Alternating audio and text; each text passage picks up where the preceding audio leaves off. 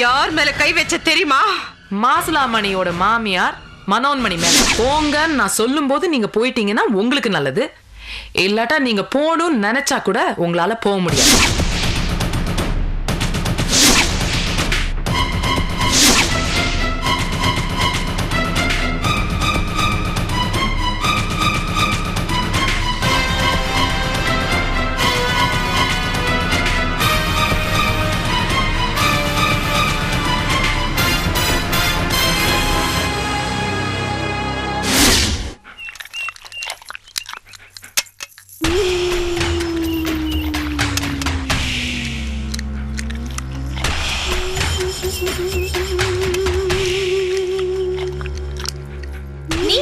தேவையில்லாம அங்க போன. நாம அந்த ஆஸ்பத்திரியில எத்தனை கோடி போட்டிருக்கோம். நாம யாரு என்னன்னு கூட பார்க்காம, மாப்பிள்ள அவ்வளவு தூரம் சொல்லியும் கேட்காம ஆஸ்பத்திரிக்கு சீல் வைப்பா. நாம அதை பார்த்துட்டு சும்மா இருக்கணுமா? இப்ப நீ போய் கேட்டதுனால மட்டும் என்ன பிரயோஜனம்? அசிங்கப்பட்டதுதான் மிச்சம்.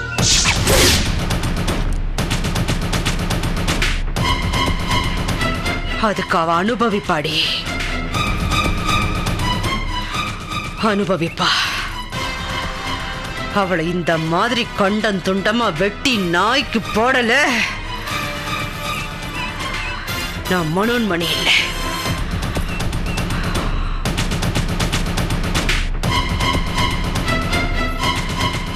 நான் யாருன்னு தெரிஞ்சதுக்கு அப்புறமும் என் மேல கை வச்சிருக்கான்னா அவளுக்கு எவ்வளவு திமிரு இருக்கணும். அவளை சும்மா விடக்கூடாது மாப்பிள்ள, சும்மா விடக்கூடாது. கோபப்படாதீங்க. நம்ம யாருன்னு தெரிஞ்சு நம்ம கிட்ட விளையாடுறா. இதுக்கு நானே ஒரு முடிவு கட்டுறேன்.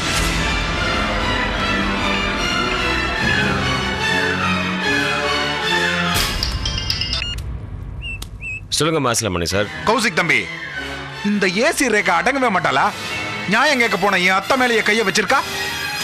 டிபார்ட்மெண்ட் நீங்க அவளை அடக்குறீங்களா இல்ல நான் அடக்கட்டுமா? நானும் கேள்விப்பட்டேன். ஒன்றும் இல்லை சார், இப்போ நம்ம ஏதாவது செஞ்சோம்னா அது ரேகாவுக்கு தான் சாதகமாக போய் முடியும். அது மட்டும் இல்லை, அவளுக்கு பிரஸ்காரங்களோட சப்போர்ட் வேறு இருக்கு. அனாவசியமாக நம்ம ஏதாவது நோண்டோம்னா அது உங்களுக்கு தான் வினையாக வந்து முடியும். உங்கள் அத்தையை பொறுமையாக இருக்க சொல்லுங்க. தம்பி, பொறுமையா இருக்கிறதுனால தான் உங்களுக்கு நான் ஃபோன் பண்றேன். இல்லைன்னா இந்நேரம் அவளுக்கு நான் போகி கொண்டாடிடுவேன். மாசிலாமணி சார், கொஞ்சம் பொறுமையா இருங்க. 2 பேரும் சேர்ந்து போகியை கொண்டாடிடுவோம். தம்பி, நான் ஒன்னு சொல்றேன், நீ கேள். சில பிரச்சனைகளை நான் சொல்லிட்டு தான் செய்வேன், பல பிரச்சனைகளை நான் சொல்லாமையே செய்வேன்.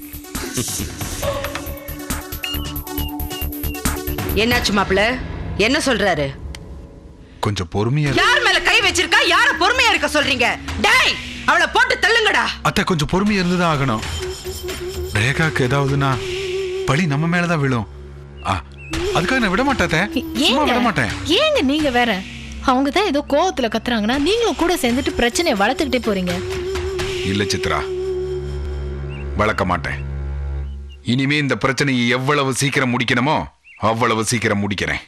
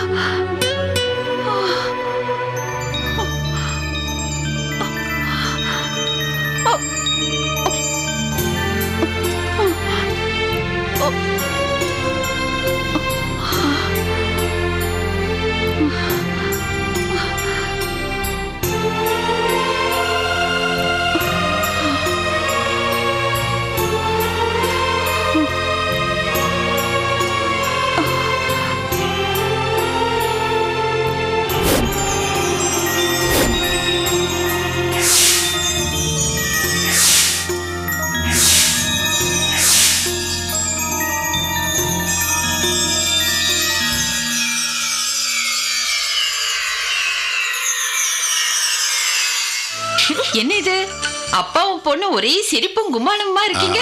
என்ன விஷயம்? நம்ம பொண்ணு பண்ண காரியத்தை கேட்டேன்னா அப்படியே தலகால் புரியாம சந்தோஷப்பட போற. ஏய், என்னடி பண்ண அப்படி?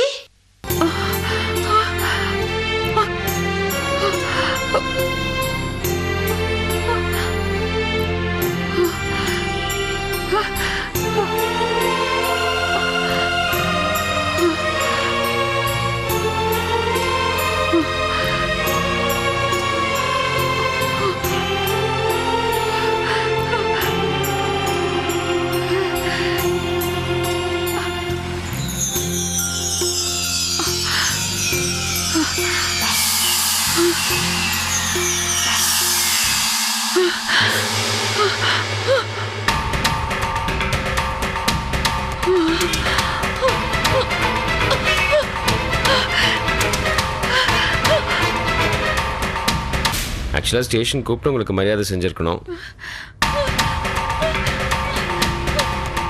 பவித்ரா, ரேகா, ரேகா, பவித்ரா, ரேகா, பவித்ரா, பவித்ரா, எங்க போறீங்க? வாங்க, சொன்னா கேளுங்க. உங்க இடத்துக்கு போங்க. போங்கம்மா, சொல்றது கேளுங்க. கத்தக்கூடாது. உட்காருங்க. உட்காருங்கன்னு சொல்றேன்ல. பேஷண்ட்ல தூங்குறாங்கல்ல, ஏன் சத்தம் போடுறீங்க? ஷோ, கத்தக்கூடாது. பேசாம இருங்க. என் தலையில எப்படிமா அடிபட்டுச்சு? 2 நாளைக்கு முன்னாடி ஆக்சிடென்ட் ஆயிடுச்சு, அதனால தள்ள கட்டு போட்டுருக்கு. இது எந்த இடம்? நான் எங்க இருக்கேன்? அம்மா, நீங்க 6-7 வருஷமா நீங்க இந்த மண்ணல காப்பாத்துல தான் இருக்கீங்க. என்னது? மனநல காப்பாத்தலையா? நான் எப்படி இங்க வந்தேன்? புத்தி சுவாதீனம் இல்லாம இருந்தீங்க, அதனால தான் கொண்டு வந்து சேர்த்தாங்க. புத்தி சுவாதீனம் இல்லையா?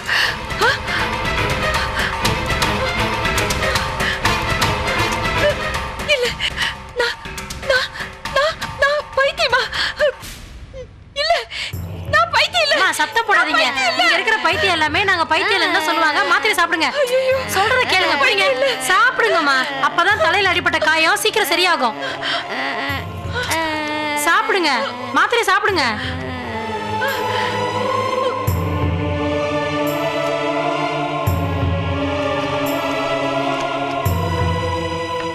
ஒழுங்கா சத்தம் போடாம படுக்கணும், இல்ல டாக்டரை கூப்பிட்டு ஊசி போட சொல்லுவேன். சரியா? படுங்க.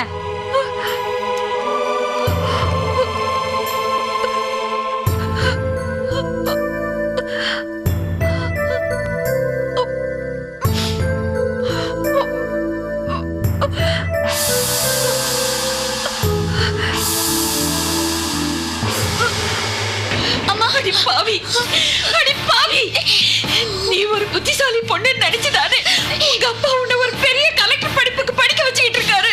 ஆனா நீ ஒரு பொண்ணு முக்கியமா படிக்க வேண்டிய முதல் பாடத்திலேயே இப்படி தோத்துட்டு வந்து நிக்கிறியேடி.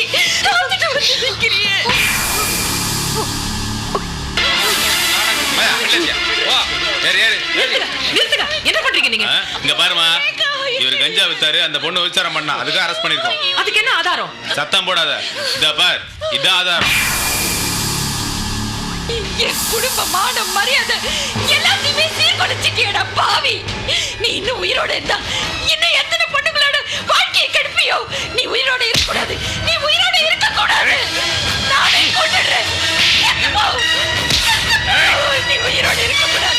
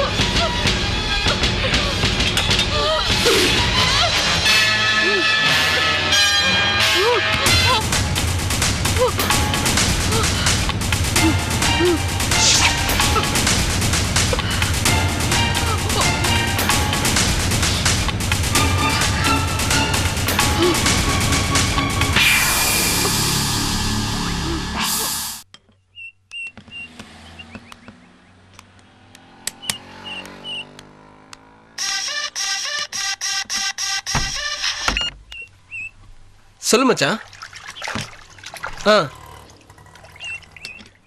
ஈவினிங் ஷோ தானே? 5 மணிக்கெலாம் வந்துடுறேன்டா. Okay bye. ஏண்டா கல்யாணமாகி இவ்வளவு நாள் ஆச்சு, ஒரு வேலை கிடைக்கலன்னு கவலைப்படாம ஃப்ரெண்ட்ஸுகளோட சுத்த போறேங்கிற? ஏமா நான் வேலைக்கு போக மாட்டேன் சொல்றேன், கிடைச்சா தானே? ஆமா, வீட்லயே உட்காந்துருந்தா எப்படி கிடைக்கும்? தேடுனா தானே கிடைக்கும். ஏந்தேனா நான் வேணா வேலைக்கு ட்ரை பண்ணட்டுமா? ஏன் எங்க மானம் போறதுக்கா? வேலைக்கு போறதுல என்ன தப்பு இருக்கு? என்ன தப்புன்னு நீ கேக்குற, ஆனா ஊர்ல என்ன சொல்லுவாங்க தெரியுமா? மருமகளை வேலைக்கு அனுப்பிச்சிட்டு அம்மா பிள்ளை உட்காந்து சாப்பிடுறாங்கன்னு சொல்லுவாங்க. ஏன் இந்து, எனக்கு வேலை கிடைக்காதுன்னே முடிவு பண்ணிட்டியா? ஐயோ அப்படி இல்லைங்க, 2 பேரும் வேலைக்கு போனா நல்லது தானே, அதுக்கு தான் சொல்றேன். ஐயோ நீ அப்படியெல்லாம் கஷ்டப்பட வேண்டாமா. பணம் இருந்தா அவன் தான் வேலை கிடைக்கும்னு சொல்றான்ல. ஏதோ 1 லட்சமோ 2 லட்சமோ இருந்தா வேலைக்கும் போலாம், இல்ல ஏதாவது சொந்தமா பிசினஸும் பண்ணலாம். என்ன பண்றது, உதவி பண்றதுக்கு யாருமே இல்ல, எங்க கிட்டயும் பணம் இல்ல, நீயும் உங்க அம்மா கிட்ட வாங்க முடியாது. நீ தான் என்ன பண்ணுவ? அப்புறம் எப்படி வேலை கிடைக்கும் உனக்கு? நீ அங்க சுத்தி இங்க சுத்தி எங்க வரும்னு எனக்கு தெரியும். நீ வேணா பாரு, யார் தயவும் இல்லாம நான் லட்ச லட்சமா சம்பாரிச்சு காட்டுறேன். அது எப்படி சம்பாதிக்கிறதுன்னு எனக்கு தெரியும். 5க்கும் 10க்குமே லாட்டரி அடிச்சிட்டு இருக்கோம், நீ லட்ச லட்சமா சம்பாதிக்க போறியா? அதையும் தானே பார்க்க போறேன்.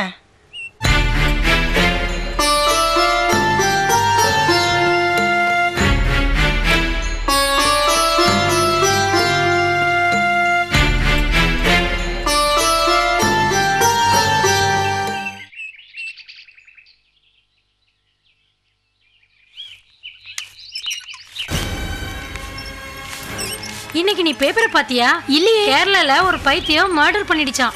பைத்தியங்கிறதுனால கேஸே இல்லாம விடுதலை பண்ணிட்டாங்களாம். சரி அதெல்லாம் இருக்கட்டும், இன்னைக்கு என்ன நம்ம ஹாஸ்பிட்டலுக்கு பெரிய மனுஷங்க யாராவது வராங்களா என்ன? காலையில இருந்து ஹாஸ்பிட்டல்ல ஒரே பரபரப்பா இருக்கு. இது தெரியாதா? இன்னைக்கு நம்ம ஹாஸ்பிட்டல்ல சிடி ஸ்கேன் திறக்கிறதுக்கு போலீஸ் ஆபீசர் கௌஷிக் சார் வராரு. அதான் இந்த பரபரப்பு.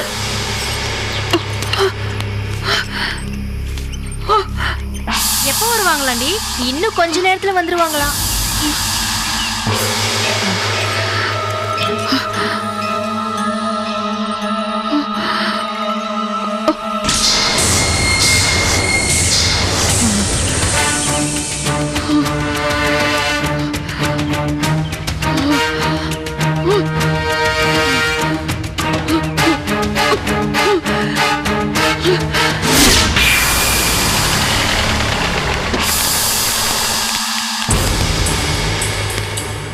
வணக்கம் சார்.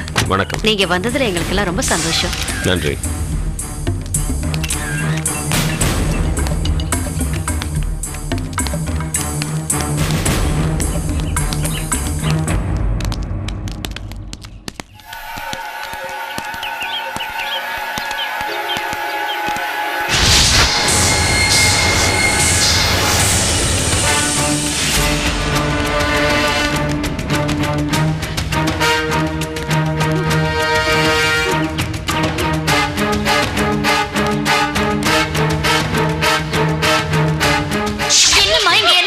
இங்க நடக்கிறது இருக்கட்டும், நீ தேரடி வீதியில் நடத்துறியே அந்த பிசினஸ் எப்படி நடக்குது?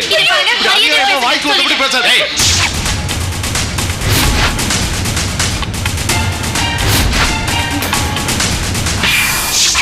என் பத்தினி ஆக முடியாத உங்க பொண்ணோட இந்த சாபம் என்ன ஒன்னும் செய்யாது. அவ வாழ்க்கையை தான் பாழாக்க போதுமா, கொஞ்சம் சொல்லி புரிய வைங்க.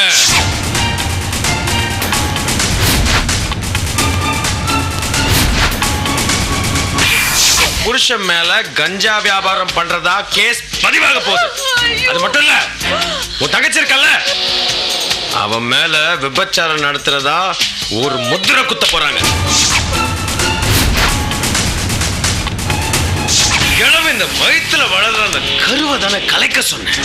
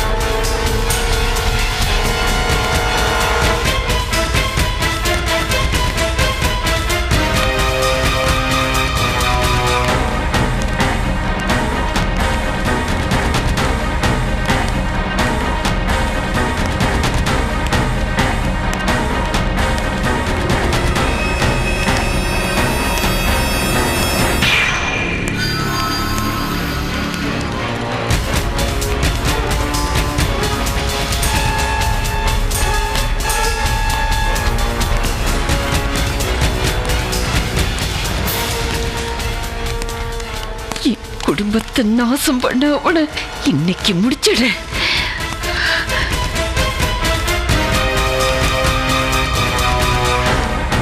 டேய் கௌஷிக், உன்னை விட மாட்டேன்டா, விட மாட்டேன்.